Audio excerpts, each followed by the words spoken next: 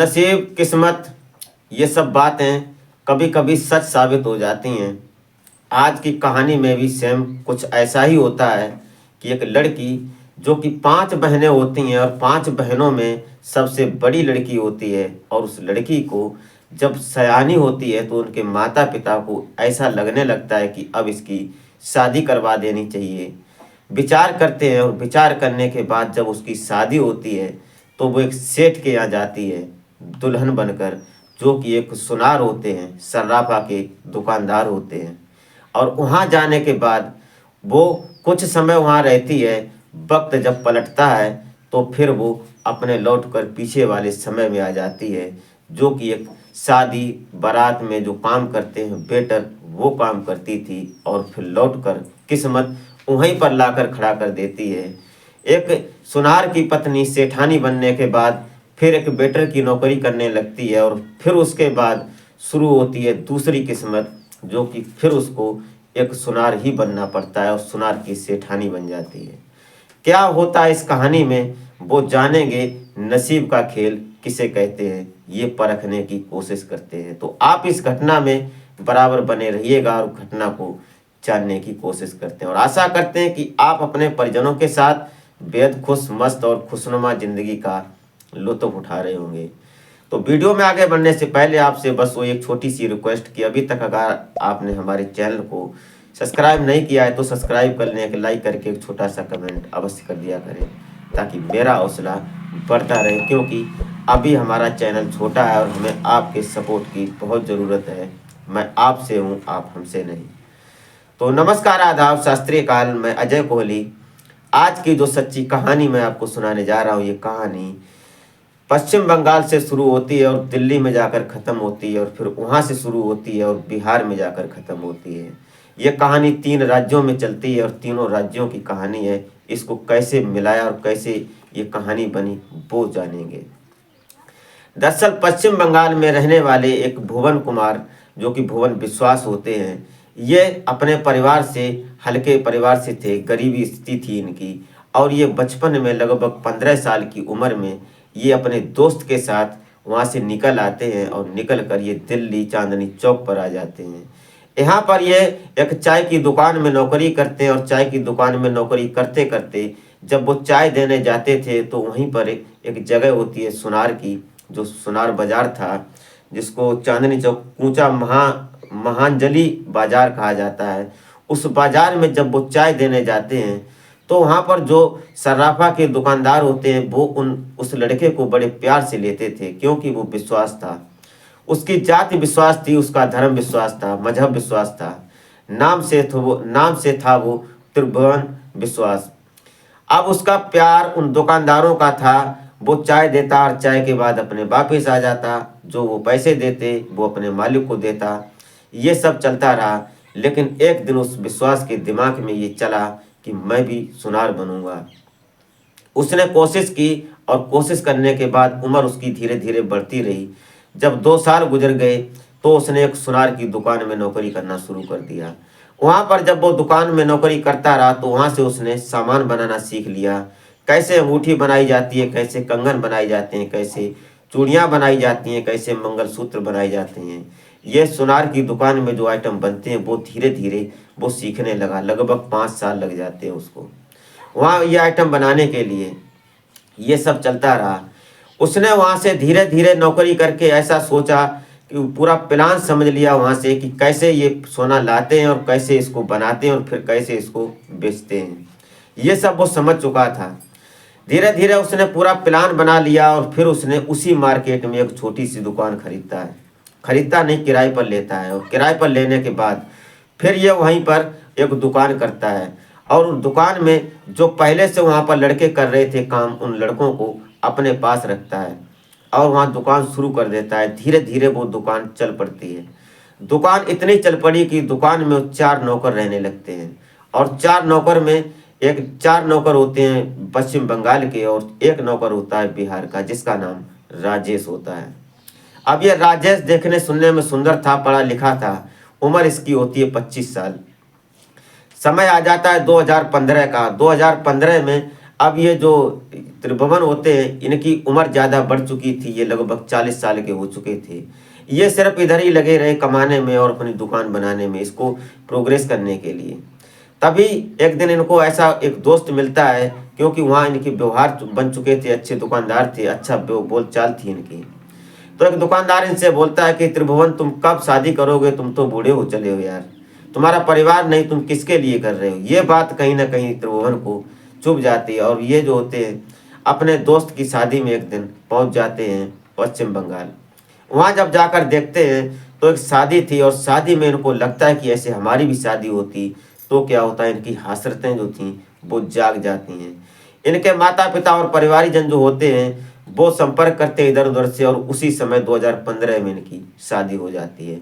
शादी होती है 25 साल की एक नवयुवती से जिसका नाम संगम होता है। अब संगम से जब शादी हो जाती है, संगम पढ़ी लिखी थी और त्रिभुवन बिना पढ़े थे। ये सिर्फ 2-4 क्लास ही पढ़े थे अपने यहाँ, उसके बाद इनकी पढ़ाई नहीं हो पाई थी, लेकिन दिमाग के बहुत तेज तर्रार थे। उसके बाद कहानी चलती रही। जब संगम इनको अपना पति मानकर और जब इनकी पत्नी बनकर आती है 2015 में, उसके बाद जब वो देखती है इनके कारोबार को तो लगभग 2 करोड़ की संपत्ति थी त्रिभुवन के पास। ये सब देखने के बाद उसकी आंखें चकाचौंध हो जाती हैं और वो दुकान को संभालने लगती है, क्योंकि त्रिभुवन ने एक मैनेजर रखा था अपनी दुकान को चलाने के लिए। वो पढ़े लिखे नहीं थे, उनको हिसाब नहीं आता था। अब उस मैनेजर की छुट्टी कर दी जाती है और संगम उस काम को संभालने लगती है। जो 4 नौकर होते हैं पश्चिम बंगाल के, एक नौकर जो बिहार का होता है राजेश, उसको अक्सर कर त्रिभुवन मजाक में उसको बोलते थे कि तू चोर है, तूने हमारे घर का सोना चुरा लिया, हमारी दुकान को ठप कर दिया।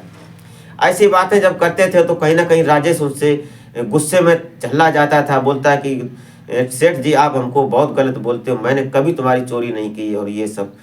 तो ये बात सुनना कभी न कभी त्रिभुवन को अच्छा लगता था, क्योंकि वो सबसे विश्वसनीय राजेश था जो बिहार का दरभंगा का रहने वाला होता है।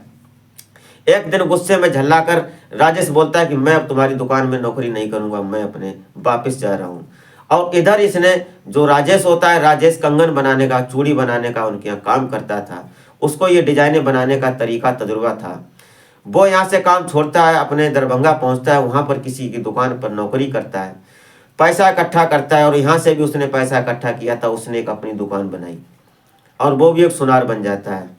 उसके बाद एक दिन ऐसा आता है कि जब ये त्रिभुवन होते हैं तो इनकी पत्नी संगम दोनों लोग लगभग 4 साल का वक्त गुजर जाता है, 2023 आ जाता है। और जब 2023 में समय चलते चलते एक दिन इन्होंने विचार बनाया कि चलते हैं हरिद्वार और स्नान करके आते हैं। तो इस सावन के महीने में स्नान करने के लिए जा रहे थे, तभी रास्ते में जो संगम होती है इसको कै आने लगती है। तो वो ड्राइवर को जब बोलती है तो ड्राइवर गाड़ी रोक देता है, एक जंगल सा एरिया था रोड पर, तो साइड में गाड़ी खड़ी कर देता है। सेठ जी और वो ड्राइवर दोनों लोग आगे बैठे थे और जो संगम थी ये पीछे बैठी थी। ये बाहर निकल कर कै करने लगती है। उसके बाद फिर कहानी आगे बढ़ती है।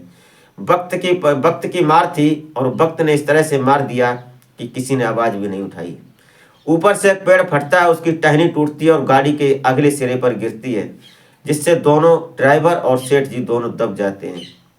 हालत खराब हो जाती है। पुलिस आती है, गाड़ी को क्रेन से उस टहनी को उठाया जाता है, तब तक सेठ जी दम तोड़ देते हैं, ड्राइवर दोनों खत्म हो जाते हैं। उसके बाद रो रो कर बुरा हाल था। अब संगम वापस लौट कर अपने दिल्ली आती है और दिल्ली में आने के बाद जब देखती है तो जो सोना लेकर गए हुए थे लोग, उनके जो दुकानदार थे, किसी को सोना देते थे, उससे आइटम बनवाते थे, सोने के काम में ऐसा होता है, उन लोगों ने सोना वापस नहीं दिया। और जिन लोगों से इन्होंने पैसा ले रखा था, सोना ले रखा था त्रिभुवन ने, इनको उनका पैसा देना पड़ा। लगभग 2 करोड़ की संपत्ति थी, धीरे धीरे वो सब ऐसे ही चली गई। लगभग 50 लाख रुपया बचता है, उसको ये बेचकर अपने बिहार आ जाती है, दरभंगा बिहार की रहने वाली थी ये। बिहार में जब आ जाती है, यहाँ आकर इसकी जो 4 बहनें थीं उसकी इसने शादी की और शादी करने के बाद ये अपना पुराना काम करने लगती है। पुराना काम इसका ये था कि वेटर का काम करती थी। शादी ब्याह बारात या किसी के फंक्शन में, किसी की मैरिज में जाती थी, वहाँ जाकर ये वेटर का काम करती थी। अब ये अपना पुराना काम करने लगती है। इत्तफाकन एक दिन राजेश जो होता है एक शादी में गया हुआ था और शादी में ये जो महिला थी, जो संगम थी, महिला तो थी या लड़की थी, कुछ भी समझ लो, अब ये संगम जो थी वो वेटर का काम कर रही थी। वो सबको गिलास में, ट्रे में रखकर, गिलास रखकर पानी दे रही थी। अचानक जब राजेश की नज़र पड़ती है तो राजेश उसको कई बार समझने की कोशिश करता है कि ये वही है या दूसरी है। कई बार देखने के बाद वो कन्फर्म करता है कि ये संगम ही है। तो उसके पास जाता है और धीरे से बोलता है कि एक गिलास पानी क्या मुझे मिलेगा। जब संगम घूमकर देखती है तो सामने राजेश होता है तो कहीं ना कहीं ठिठक जाती है, क्योंकि वो दृश्य, वो नज़ारा कुछ ऐसा था कि एक दिन वो सेठानी थी और एक दिन वो नौकर था, और आज ऐसा है कि वो वहाँ पर बारात में इनविटेशन में गया है और वो उसको पानी परोस रही है। वक्त बदल गया। उसके बाद उससे वो बात करती है। वो राजेश होता है, उससे पूछता है नाम लेकर। जब उसका संगम बोलता है तो कहीं ना कहीं वो समझ जाती है, लेकिन कोशिश करती है भुलाने की, और फिर उससे घुमाकर नजरें बोलती है कि आप पानी लो, आपको क्या मतलब। लेकिन राजेश बोलता है कि छुपाओ मत, जो बात है वो सच्चाई सामने तो आने दो। तो पानी लेकर पहले घूमने लगती है। उसके बाद जब उसको मौका मिलता है तो एक टेबल पर बैठा हुआ था, टेबल के पास में बैठा था राजेश, उसके पास जाती है और जाकर उसके पास खड़ी हो जाती है और बोलती है कि आप यहाँ कैसे। तो राजेश बोलता है कि मैं आपसे पूछना चाहता हूँ कि आप यहाँ कैसे। तब वो सारी दास्तान सुनाती है संगम कि ऐसे ऐसे सेठ जी का निधन हो गया, उसके बाद मैं बेकार हो गई। राजेश भी कहीं ना कहीं बड़ा दुख महसूस करता है, क्योंकि एक दिन वो उसको सेठानी बोलता था। फिर दोनों में बातें होने लगती हैं। बातें होते होते बहुत समय गुजर जाता है। उसके बाद जो उसके साथी काम कर रहे थे वेटर का, वो आवाज़ लगाने लगते हैं कि संगम इधर आओ, ये काम है वो काम है। तो संगम उसको फ़ोन नंबर दे देती है अपना। उसके बाद बोलती है कि अभी मौका मिलेगा तब हम बात करेंगे आपसे, लेकिन अभी आप जाना नहीं। ऐसा ही होता है। राजेश इंतजार करने लगता है और नजरें चुरा कर उसकी तरफ ही देखता है कि संगम किधर जा रही है, क्योंकि वो देखने सुनने में सुंदर थी, गरीब परिवार से थी, लेकिन एक सीलवान और इज्जतवान लड़की थी। उसको देखता है। उसके बाद जब सब खाना पीना हो जाता है उसके बाद में फिर वो उससे मिलने की कोशिश करती है, और संगम जाती है मौका पाकर राजेश के पास। राजेश से बोलती है कि तुमने खाना खाया क्या। तो बोलता है कि मैंने जब से तुमको देखा है मेरी भूख मर गई, मैंने खाना खाया, सब कुछ मैं भूल चुका हूँ। ये सब सुनने के बाद संगम बोलती है कि रुको मैं खाना लेकर आती हूँ। तभी राजेश बोलता है कि नहीं मैं लेकर आता हूँ। तो संगम बोलती है कि तुमको पता नहीं खाना कहाँ पर कैसे मिलेगा, मैं लेकर आती हूँ, मैं यही काम करती हूँ, मैं छोटे से यही काम करती हूँ। ये सब सुनने के बाद संगम जाती है, 2 प्लेट में खाना लगा कर लाती है और दोनों लोग खाना खाते हैं। उसके बाद संगम सारी बात बताती है। संगम बोलती है कि तुम्हारे सेठ जी आपको इसलिए चिढ़ाते थे कि तुम अच्छे लगते थे, तुम्हारी बात और तुम्हारी ईमानदारी से वो फिदा थे। वो तुम्हारे पीछे तुमको यही बोलते थे कि राजेश इतना अच्छा लड़का मुझे मिला नहीं। लेकिन राजेश वही बोलता है कि सेठ जी हमें ऐसा बोलते थे इसलिए मुझे गुस्सा आ जाता था। लेकिन संगम बोलती है कि ऐसा कुछ नहीं, वो दिल से तुमको प्यार करते थे। जब उसको उनको टहनी गिरी थी, उनके बाद जब चोट लगी थी उनको, जब उनकी हालत गंभीर थी, तब उन्होंने मुझसे एक सजेशन दिया था कि अगर मुझे कुछ हो जाए तो तुम राजेश को मैनेजर बना देना और राजेश के जरिया से ही तुम दुकान चलाना। अगर मुझे कुछ हो जाए तो तुम राजेश से शादी भी कर लेना, क्योंकि राजेश से अच्छा और दिल का साफ कोई लड़का तुम्हें मिलेगा नहीं। ये बातें संगम राजेश को बताती है जब वहाँ टेंट में मिलते हैं एक शादी प्रोग्राम में। ये सब बताने के बाद राजेश जो होता है आंखों से उसके आंसू आने लगते हैं, और संगम भी कहीं ना कहीं रोते रोते जब ये दास्तां सुना रही थी तो दोनों के दिलों में दर्द जाग चुका था। कहानी आगे बढ़ती रही। बारात हो गई, वो प्रोग्राम हो गया। उसके बाद दोनों ने एक दूसरे का नंबर ले लिया और वो अपने अपने घर चले गए। घर जाने के बाद दोनों एक दूसरे से अगर खाना खाते हैं तो बात करते हैं, पानी पीते हैं तो बात करते हैं, क्योंकि दो दिलों की बात थी। वक्त बदला था, नीचे से ऊपर गया था, ऊपर से फिर नीचे आया, फिर ऊपर चढ़ने की कोशिश हो रही थी, और ऐसा ही हुआ। 2023 आ जाता है और 2023 में मार्च के महीने में दोनों लोगों ने ये कन्फर्म कर लिया कि अब हम दोनों एक दूसरे के बिना रह नहीं सकते, और ऐसा ही हुआ। इधर संगम के माता पिता ने जब ये बात जानी तो संगम के माता पिता इस राजेश के घर पहुंचते हैं, और दरभंगा जिला के दोनों ही रहने वाले थे। जब उससे मिलते हैं, वहाँ उसके परिवार में जाते हैं तो राजेश के परिवार वालों को देखते हैं, उसकी दुकान को देखते हैं, उसके कारोबार को देखते हैं तो कहीं ना कहीं खुश हो जाते हैं। बोलते हैं कि चलो जो भी हुआ हो चुका, लेकिन अब दोबारा ये ऐसा नहीं होगा। इसलिए फिर उनसे, वो राजेश से मार्च के महीने में संगम की दोबारा शादी करवा दी जाती है। दोनों की शादी होने के बाद वो बहुत खुशनुमा ज़िंदगी जीने लगते हैं और एक लंबे सफ़र पर निकल पड़ते हैं, ज़िंदगी की एक सफ़र पर। आज उनके पास एक बेटा और एक बेटी है, दोनों खुशनुमा ज़िंदगी की लुत्फ़ उठा रहे हैं। दोस्तों, इस संगम ने क्या क्या नहीं झेला। एक बेटर से एक सेठानी बनी और सेठानी से फिर बेटर बनी और फिर वो बेटर से फिर सेठानी बनती है। इस कहानी को सुनने के बाद आप क्या राय देना चाहते हैं वो कमेंट बॉक्स में ज़रूर दें। इस घटनाक्रम को सुनाने का उद्देश्य किसी को हैरान या परेशान करना नहीं होता है, नहीं किसी के दिल को ठेस पहुंचाना होता है। सिर्फ और सिर्फ एक समझदारी और एक जागरूकता का संदेश होता है कि आने वाला वक्त हमारे सामने किस शक्ल में आएगा इसका हमें अंदाज़ा नहीं है और इसी को आगाह करने की हम कोशिश करते हैं।